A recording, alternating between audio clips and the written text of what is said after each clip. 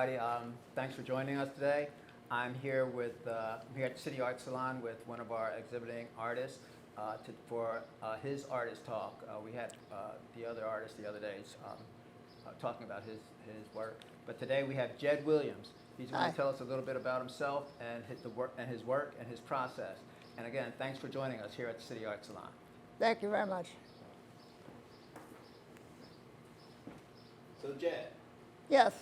Tell us a little bit about yourself. Well, my name is Jed Williams, and I'm an established / mid-career artist. I'm a French dual American citizen, and I have been painting since, around when I was like 20, 21. That's when I got seriously involved. So, lived in Philly my whole life. Okay, so I guess you told us a little bit about yourself, but Yeah. How did you get started, and how have you evolved as an artist? Well, how I got started was that both my parents were artists, so including my dad, who was a successful poet. So I was always confronted with literary and art and things like that. And I initially started a degree in art history, but then decided that the college where I wasn't that great with fine arts, so I decided to just go ahead and I still remember the moment where I'm on my couch and I'm on my bed in my room and I'm 20 and I'm like, let's do this, just jump in, so that's how it started, kind of. Oh, that's great, man. Yeah. Good to hear. Was there some significant influence in your creative development? Well, yeah, there were a lot of influences. When I was in high school, I went to high school in Paris, and I saw a Francis Bacon show, The English Painter from the 50s, and that was very influential in a rather dark way, because he's a dark painter, but also I saw a lot of great shows, like a Fauvist show, and I even, then I saw a Matisse show. So a lot of those artists really influenced me, pretty much, yeah. So I see, there's work here that I'm really interested in learning a little bit more about. Okay. Could you tell us a little bit about, I'm not sure what the name, this one right here? That one, Aphrodite on Patmos? Yeah. Yeah, that's a reflection on the female nude throughout history. And it's actually kind of like a snapshot of different episodes in art history that I was very influenced by a woman called Jane Semmel, who showed at the Academy of Fine Arts a couple months ago. And I often have been influenced by the human form. So basically, there's sort of a layering of a schematic woman.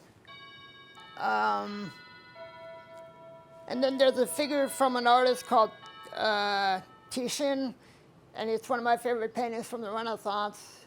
And then lastly, you can see a figure, You can get up. You can get up.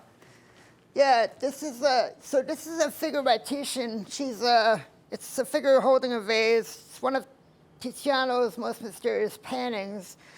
And this is a direct quote from The Dance by Matisse.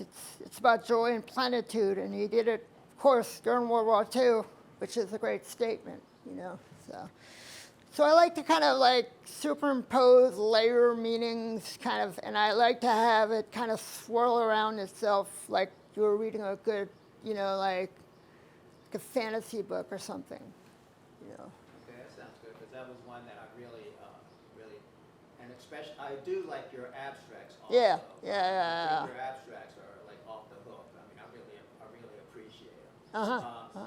Thanks. I know we heard a bell. We're not going to answer it right now, but I want you to kind of tell me a little bit about those two paintings back there. Oh, well, I would call that a cathartic abstraction. It's very, it's all about layering. Again, it's very action influenced, but also like it's a lot of layers of psychological layers. So, can I get up? Yeah, go ahead. Yeah, so, so this one here is called Stricken Diamond. And the way I title my paintings is I title them whatever they make me feel like saying at the end of the painting. And that one is it's called Emotional Liberation. It's more like it's about the feel of the paint, the instinctual. It's about it's really like an experimental explosion of feelings onto a canvas. So, and this is more kind of a little more thought out, a little more layered, and that's about more mark making, like with pencil, with pen. So I'm just trying every kind of combination I can, you know.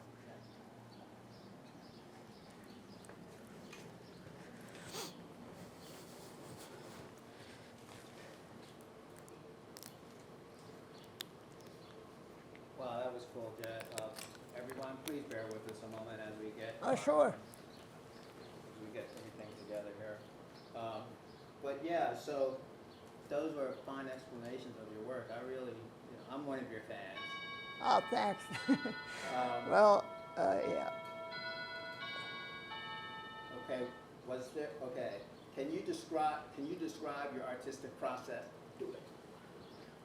Yeah, sure. Well, my artistic process is kind of like I'll do a lot of sketches and I'll do a lot of paintings, and they all kind of coalesce into something really that I want to make feel very. I want people to be passionate about life, and that you can go through a lot of dark stuff and come out at the end. And it's kind of like I have. I like to layer like ciphers of meaning. And lately I've been interested in philosophy and mythology. And, well, basically, that's kind of one of the ways I go about it. I use sort of different images, like in a collage style way. I've actually been exploring collage more lately. So,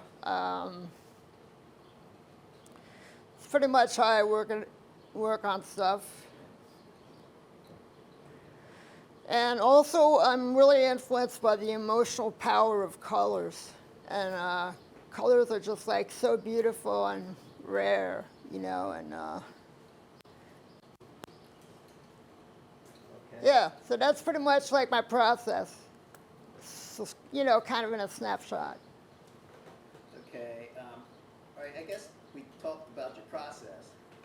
Where do you find inspiration? Well, I mean, inspiration, that's hard not to crack, because sometimes you have to inspire yourself. Sometimes I find inspiration in poetry and books I'm reading. I'm currently illustrating a poem by a young poet called Kai Kiernan. And that's kind of a nice thing to do, and I would say I'm inspired by my feelings and also by the world around me and the relationship between my feelings and the world around me. So that's it. All right, that's cool, Jed. Thank you. So I guess, I don't know if this is an easy question, or I don't know if Yeah, it's really yeah. a question. How do you manifest your ideas through your choice of media, composition, themes, and forms? Is that too? Well, again, it's a lot of collage, and sometimes I had a painting here which which was recently sold, and it was basically like what I was trying to do was have some kind of archetypal image of a figure, and use collage to kind of increase the three-dimensionality of it. So what I try to do is it's almost like instinctively planned, kind of like a loose collage. When you're starting to experiment with a picture, you just sort of, you know, what's this going to look like if I put it there? You make one mark, like the abstract action way is like start off with one mark and one color, and then that leads to another, and so I just kind of layer stuff till they all kind of mean something like mysterious and glorious, kind of. Yeah, so. So that's it, huh? I guess so. Okay. I don't know.